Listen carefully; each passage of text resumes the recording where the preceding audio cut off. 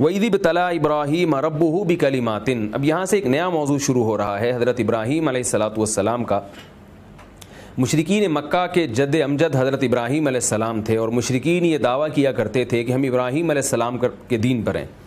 اور ابراہیم علیہ السلام وہ شخصیت ہیں جن کو مشرکین بھی مانتے تھے، یہودی بھی مانتے تھے، اور نصارہ یعنی عیسائی بھی مانتے تھے۔ تو اللہ تعالیٰ ابراہیم علیہ السلام کی خصوصیات اور ان کے واقعات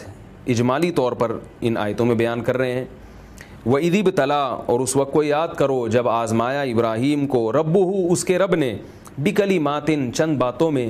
فَأَتَمَّهُنَّ، ابراہیم نے ان کو کامل طور پر پورا کیا۔ قال انی جاعلک للناس اماما، اللہ نے حضرت ابراہیم سے کہا کہ اے ابراہیم میں تجھے لوگوں کا مقتدا اور امام بنانے والا ہوں۔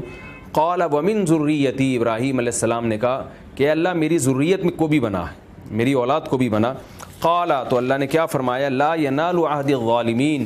کہ میرا عہد ظالمین تک نہیں پہنچے گا، یعنی آپ کی اولاد میں جو برے ہوں گے ان کو میں مقتدا اور رہبر نہیں بناؤں گا، جو نیک ہوں گے ان میں سے مقتدا اور رہبر بنیں گے، یعنی ان کو میں نبوت دوں گا۔ تو یہاں اللہ تعالیٰ نے ابراہیم علیہ السلام کی ایک خاص صفت بیان کی ہے۔ ہر پیغمبر کی کچھ خصوصیات ہوا کرتی ہیں۔ ابراہیم علیہ السلام کی خصوصیات میں سے بڑی خصوصیت کیا تھی کہ اللہ تعالیٰ نے آپ پر بہت زیادہ آزمائشیں ڈالی،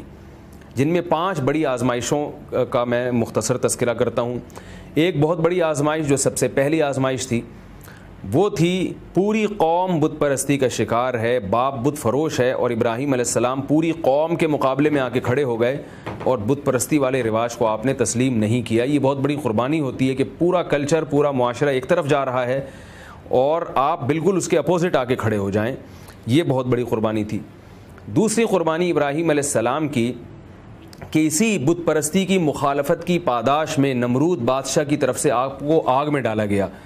یہ بہت بڑی قربانی تھی۔ وہ الگ بات ہے کہ اللہ نے اس آگ کو آپ علیہ السلام کے لیے سلامتی بنا دیا، مگر آگ میں جلنے کے لیے تیار ہو جانا، پھر بھی اپنے دین سے نہ ہٹنا اور توحید کی دعوت سے نہ ہٹنا، یہ بھی بہت بڑی قربانی ہے جو اللہ نے ابراہیم علیہ السلام سے لی۔ تیسری بہت بڑی قربانی ابراہیم علیہ السلام کی کہ جب وہ اپنی قوم سے جب وہ مایوس ہو گئے اور باپ نے ان کو قتل کی دھمکیاں دینا شروع کر دیں، تو اپنا دین تبدیل نہیں کیا بلکہ دین کی خاطر اپنے وطن کو چھوڑ کر شام چلے گئے، اور اپنی چھوٹی سی فیملی کو لے کر، جن میں آپ کی زوجہ حضرت سارہ تھیں، ان کو لے کر آپ اپنے وطن سے، اور جہاں پیدا ہوئے، جہاں پلے بڑے، وہ علاقہ ہمیشہ کے لیے آپ نے خیر آباد کہہ دیا۔ یہ تیسری بہت بڑی قربانی تھی جو حضرت ابراہیم علیہ السلام سے لی گئی۔ چوتھی بہت بڑی قربانی جو حضرت ابراہیم سے لی گئی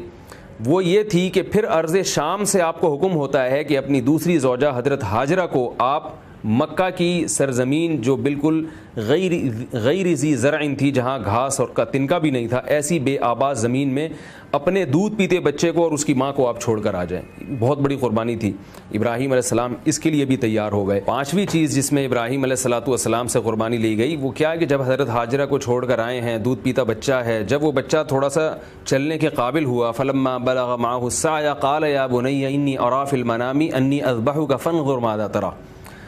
وہ بچہ جب انگلی پکڑ کے چلنے کے قابل ہوا اور باپ کی آنکھوں کا تارا بنا، تو اب حکم دیا جاتا ہے کہ اس بچے کو اپنے ہاتھ سے آپ ذبح کر دیں۔ تو یہ 5 بہت بڑی بڑی آزمائشیں تھیں جو ابراہیم علیہ السلام سے